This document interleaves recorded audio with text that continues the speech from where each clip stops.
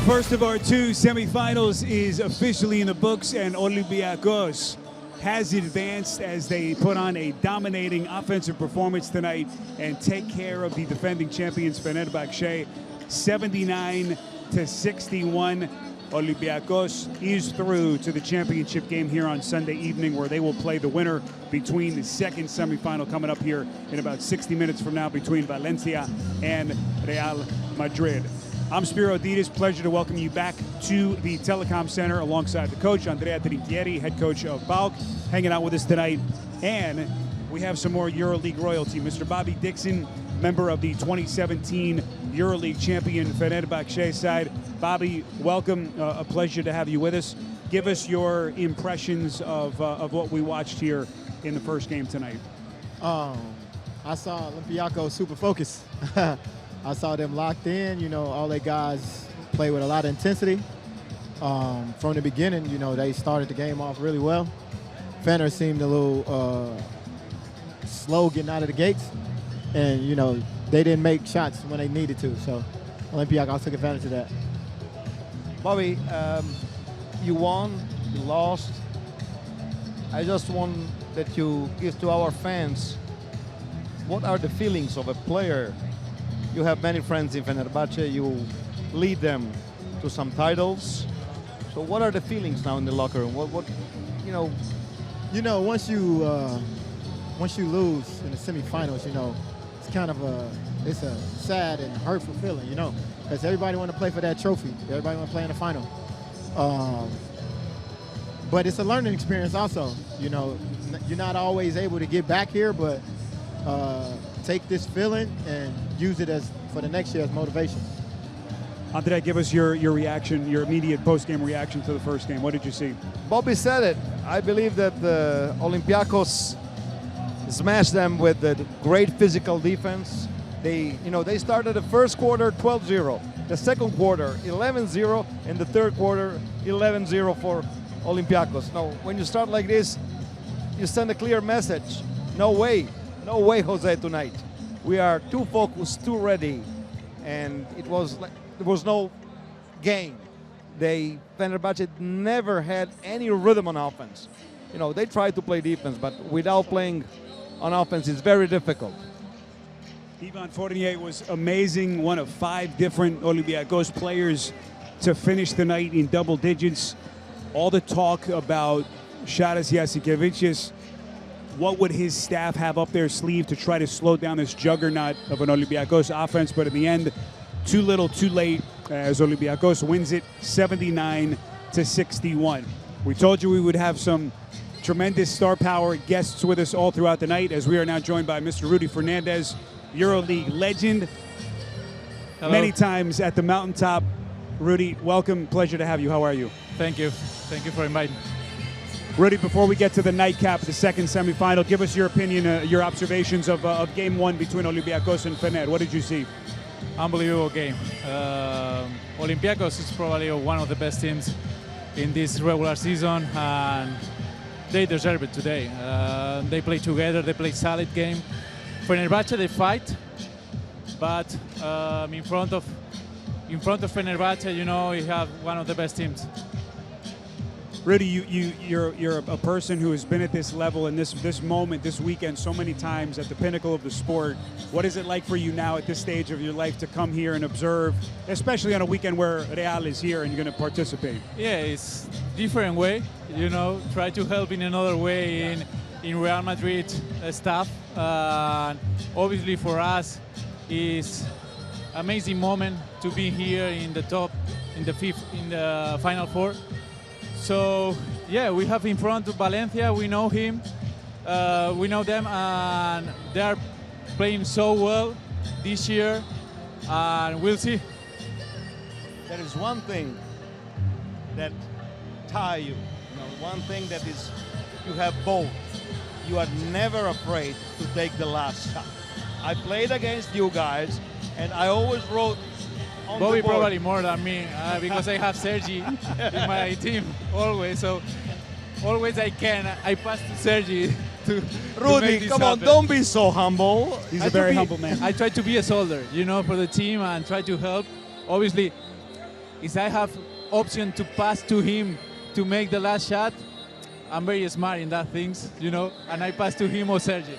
But yeah, I love to play these kind of games, this kind of tournament. I think we have probably one of the best leagues in the world. Definitely. So we have to enjoy that.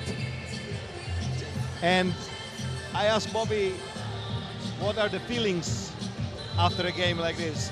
He was talking about his former team. You know, could be a kick, a push for motivation for the next one. And when you win a semifinal, because it happened to you many times, the distance from the court to the locker room, what do you think? One more. One more, huh? Lock One more. in. Yeah, I think it's all the noise around these semifinals. When you pass to the finals, I think it's difficult. It's difficult to be in the final. You see the competition. It's a lot of teams, a lot of good players, but it's one more to be, you know, a important competition to your club. And personally, I have 3, but I lost many. But you know, when you retire, you see how many finals I play, and I'm so proud to be in these finals. I want to ask both of you, Bobby and Rudy, about the atmosphere tonight. You played here. You know what it's like to play in Athens. Of course, you played in all the most hostile arenas. What did you think of the atmosphere tonight and your experiences playing in Athens, this building, and Seth as well? I personally think it was electric. You know, these fans was really making their presence felt. I think that gave Olympiacos a little bit more boost, a little bit more comfort, and they did what they supposed to do. They came out and took care of business. Rudy, what memories do you have playing here against both the Greek teams, Olympiacos and Panathinaikos? The atmosphere is unbelievable. I think in that kind of games, you know, I love to play, you know, because, you know, in Europe it's different. I play in NBA and I play these kind of competitions, but play that kind of games is amazing. Tell me three things, Rudy, that your guys, la camiseta blanca, has to do to win against Valencia. I will say we had to play with sacrifice, humility, because all the people talking about Valencia, you know, have experience, but you have humility with Madrid. You know, I think it's very important. And play solid game. I think it's long. This kind of games is long, and we need to be smart in the couple things in this game. Bobby, what do you expect from the Spanish derby? I mean, you know, like Rudy said, they both know each other. They play each other a lot. 7 times. It's the 7th game they play. Yeah, so, you know, I think it's going to be interesting. You know, Valencia, you know, they're a young, up-and-coming team. You know, Madrid, they have experienced players and guys who've been playing together for a while now. So I think they're going to come out like they're supposed to. I think I'm kind of edging toward Madrid. Do we have a name to throw on the table for each team? What's this young guy from El Problema. Yeah, he's a problem. That Montero. He's a problem. Hopefully they game plan against him because that guy is a problem. Ooh. And you know, for Madrid, it's always the big guy in the middle, anchoring the defense. So as long as he's back there protecting that rim, I think they'll be fine. Rudy, what about the excitement? We know where your heart lies, but what kind of excitement has Valencia drawn this year with the kind of year that they've had in Spain? I'm sure people are talking about this team and the job that Pedro Martinez did. You seen the qualifying against Panathinaikos, new arena. I think all team, you know, he played together. It's tough. It's tough to beat them. They built a very good team, but one game. Today is one game. They not have pressure in that kind of games because it's the first time they play a Final Four. So we'll see. We try to play solid game. I think it's very important. Be intelligent in the little things, you know. But we'll see. We'll see what's happened today. Rudy, Bobby, we appreciate you coming to spend some time with us. 2 EuroLeague legends. Thank you very much. Enjoy the game. Yep. Thank you. Thank you. All right, Rudy Fernandez. Thank you very much, guys. Bobby Dixon, Fenerbahce champion. Clutch, Bobby. 2017, Mr. Clutch, indeed. as we transition, Coach, and we continue to talk about the game that we just saw. Olympiacos 79 and Fener 61. And we sat here and spoke before the game.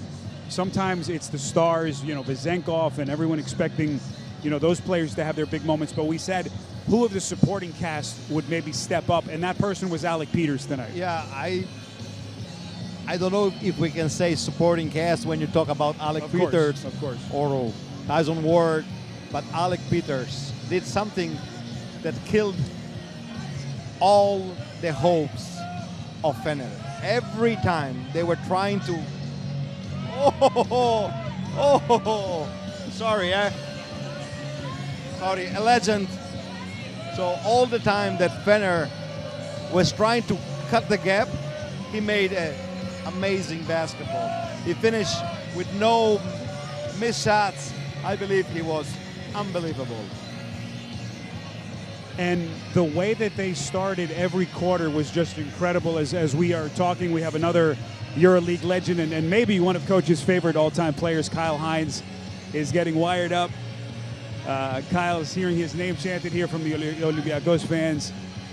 A player, Coach, who is very near and dear to your heart, I would imagine. Our story goes way back. So Kyle has a lovely wife, a lovely family. But unfortunately, I had only 2 boys. If I had a girl, I want her to marry him. Really? Wow. Kyle, those are big words to live by. That's a lot One of of the best sure. person I ever met in this business. Kyle Hines, welcome to the show officially. Great to see you in person. Thank you. Happy to be here. Sorry I interrupted, and but I had to come say hi. Your ego is always big. When you were playing, you want to shoot the ball 20 times. Coach, throw a play for me. I want to shoot a three. No, not true. The opposite. It was the opposite. No, Coach, can I set a good screen? Yeah, exactly. One of the most beloved players here, without a doubt. Kyle, just tell us your reaction to the first game and how do you think it went? I think Olympiacos, Fenerbahce played Olympiacos style basketball. I think Fenerbahce was a little bit too slow in their offense. They got out to that Olympiacos got out to that 10-0 lead, and Fenerbahce was never able to recover. But a lot of it, I think, was that they just played at a different place. They played at a too slow pace, in my opinion, in the style in which Olympiacos was to play. They allowed Olympiacos to set up in the half court where they were really strong in their defense. And then from there, Fenerbahce didn't make shots. I think they were like 6 for 30-something. Struggled from the three-point line. So he knows better than anybody. If you struggle from a three-point line and you play slow, it's difficult to win the game. Tell us what it was like to play for this guy.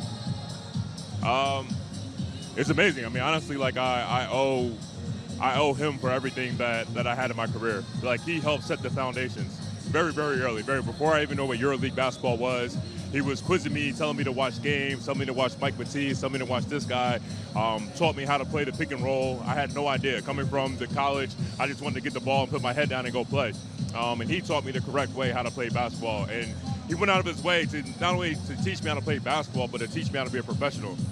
Like, he took me shopping, took me grocery shopping, and we literally went aisle by aisle, and he told me what I needed to buy, what I didn't need to buy. So name how many head coaches would do that to a 21-year-old kid. That just shows you the type of person he is. Was he eating junk food? Why did you have to take him food shopping? No. He was always very smart, very curious, and very open. So basically, he started his career on a hill, 1 hour from Rome, 3,000 souls, a lot of olive oil, very good olive oil, but that's it. So from a guy from New Jersey to go there, I would say that it was shocking. Yes. Culture shock. And the first day, the first practice, he parked the car in a river because he didn't pull up the brake. So the car slid in the river. Is that a true story? Very true story. Very true story. First day of practice. Only true stuff here. Wow. The story goes, first day of practice, I wanted to get there early. I wanted to impress everybody. So I'm the first person there. I get there 90 minutes before everybody else. I get out the car. I want to set the tone, guys. Forget to press the brake. the car's in the ditch. They didn't pull the car out, so he teaches me a lesson. He lets all the veteran guys come, and they see my car in the ditch, so then everybody laughs at me. So, Coach, good news, bad news. I'm here early, but the bad news is my car is in the river. Yeah, exactly. My goodness. Hey, one thing.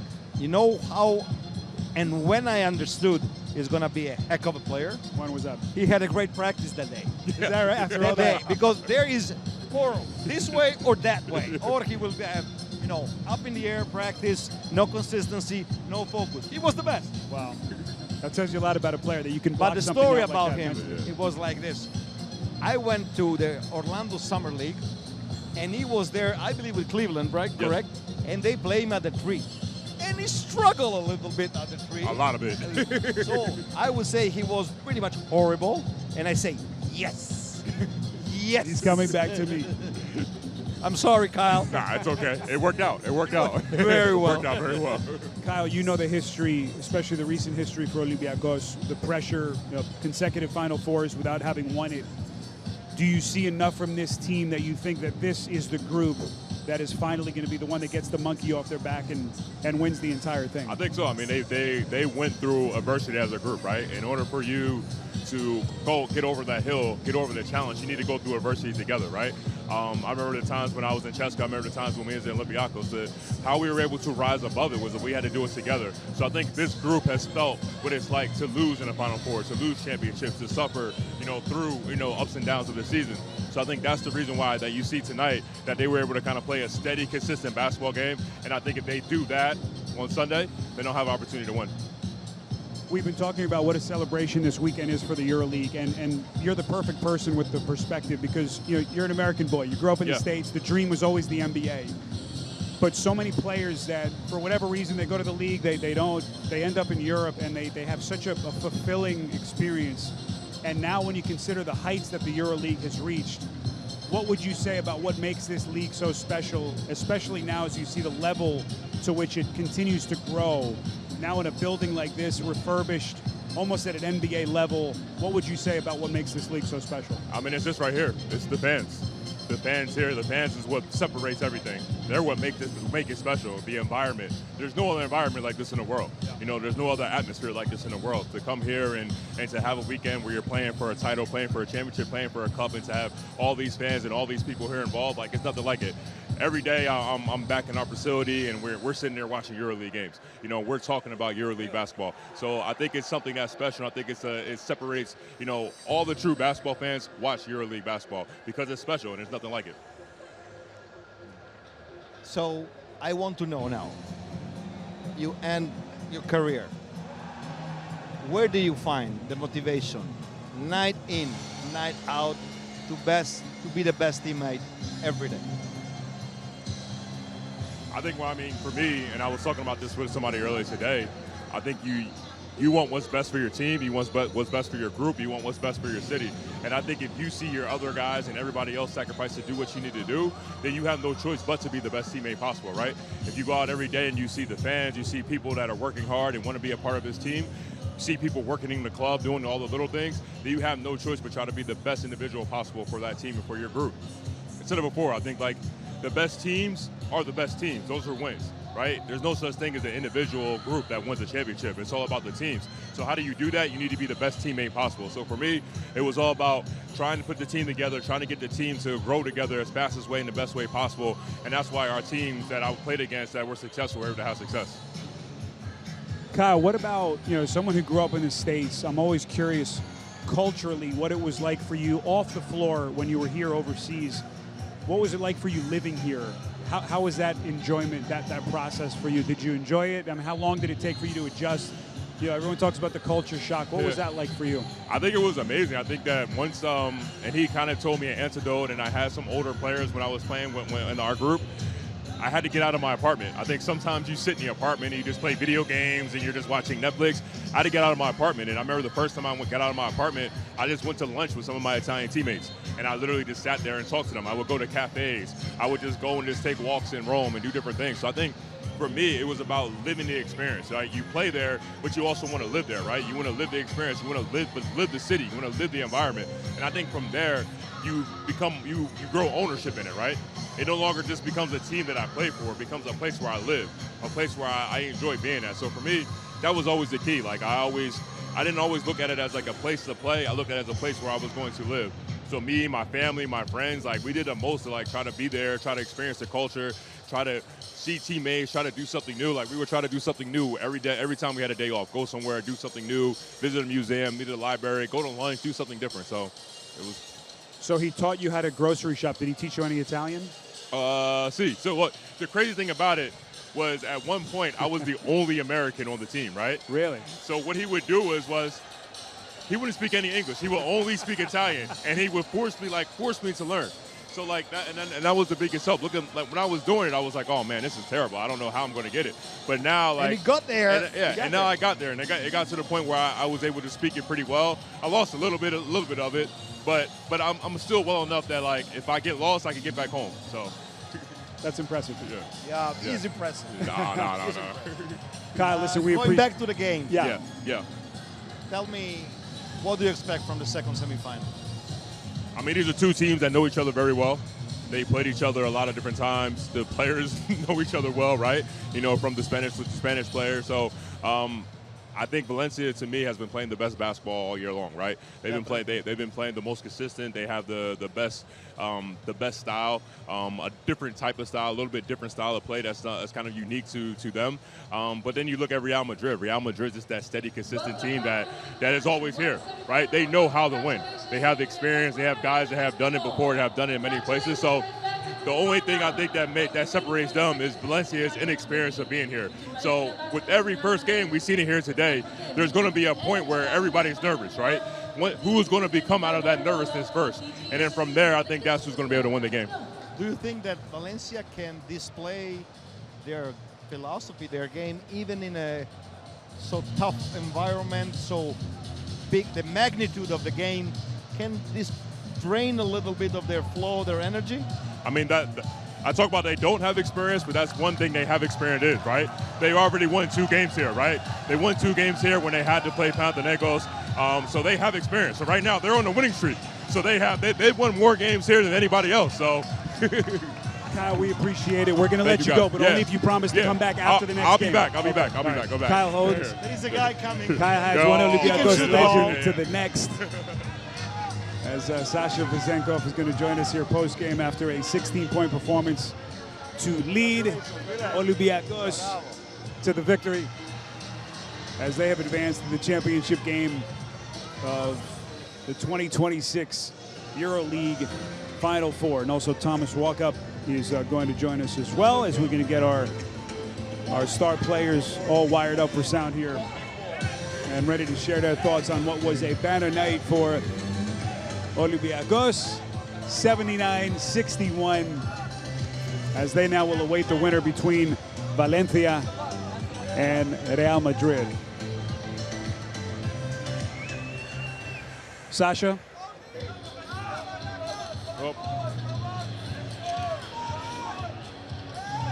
Sasha Vezenkov again, 16 points to lead Olympiacos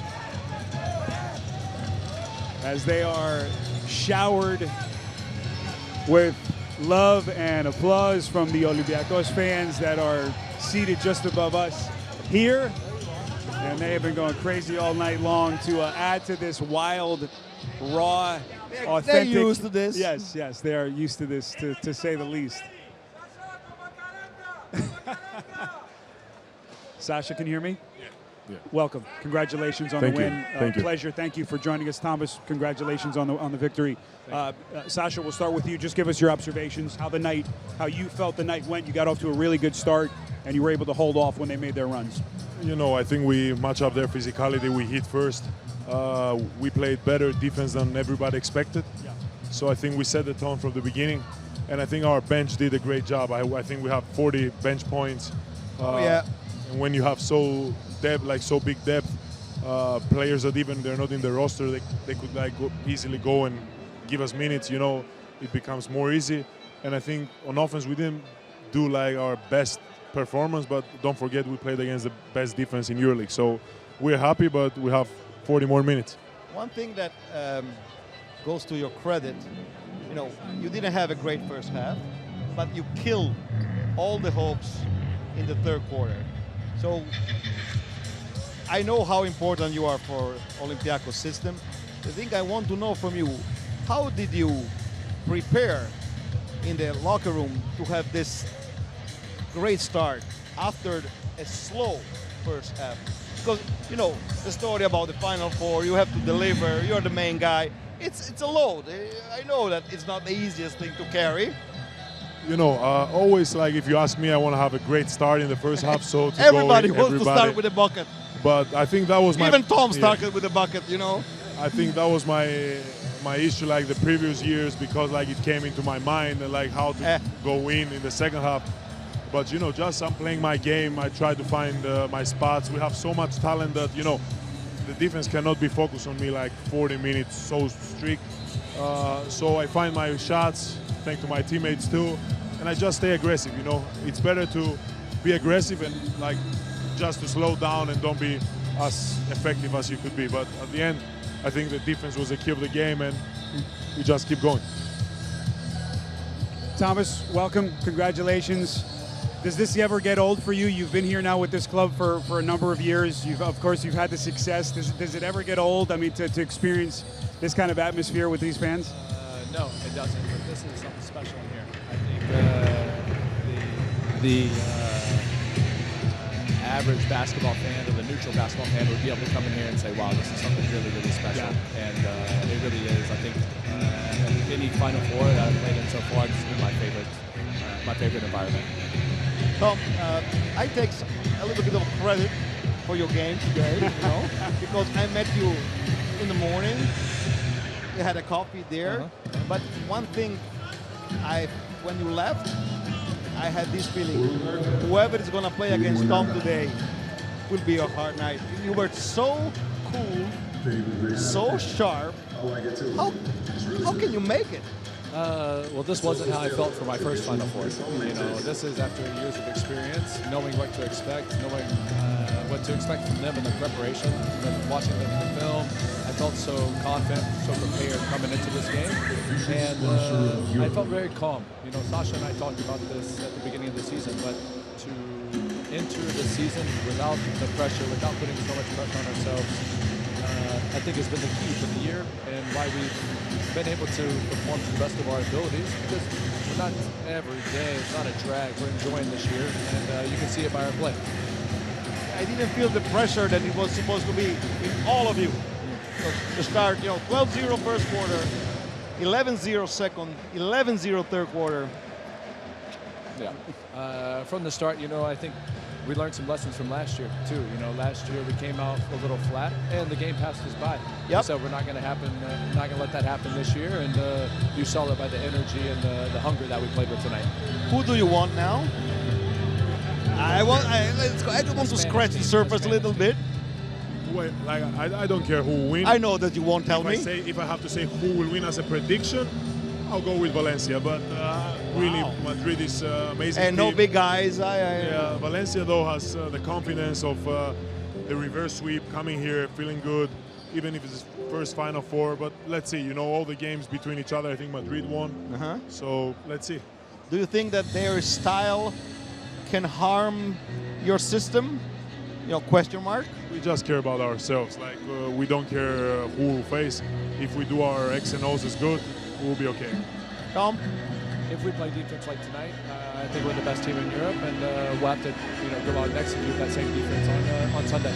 I want to ask you, do you play defense going to the grocery store too? Because you always play defense. Don't tell him he's our opponent from next year, okay? Don't tell him everything. Just be careful. Come on, feel it. Be careful on the sideline. I might come and hit you. I know that. I know, but I'm ready. I'm ready. I will be ready.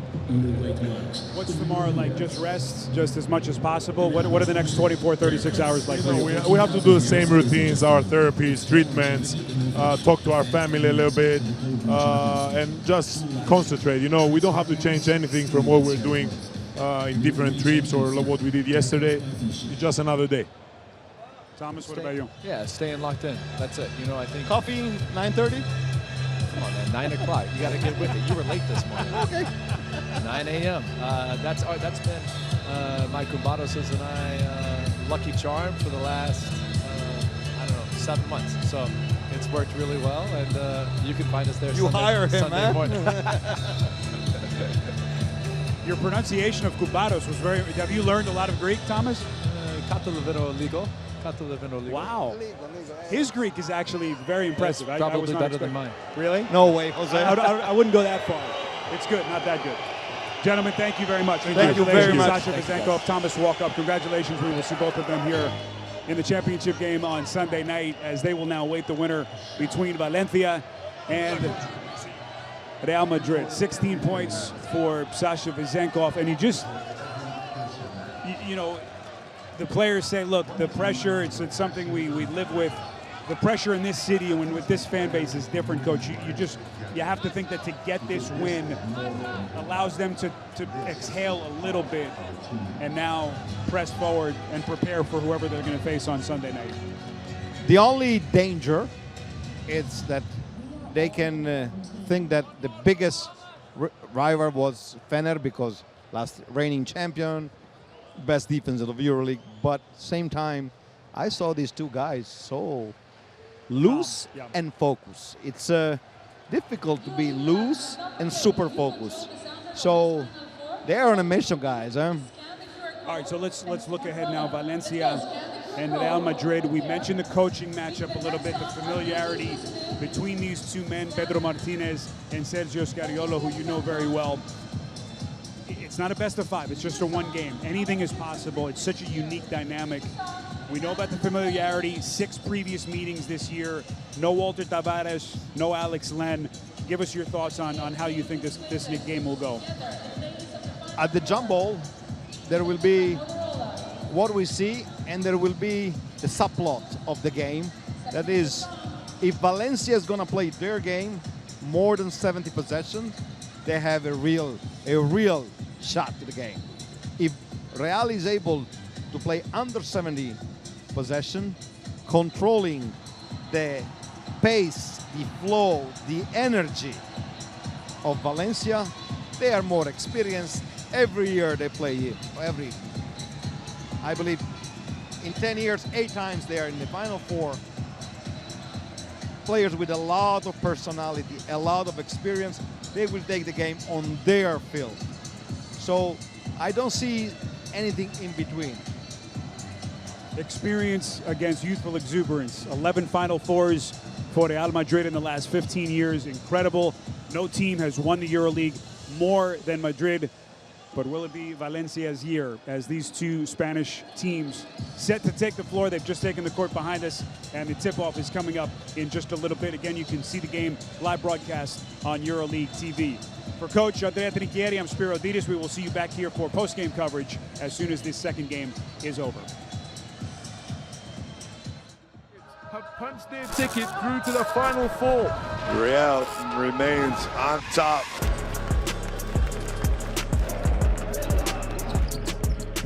What a play! This kid has ice in his veins.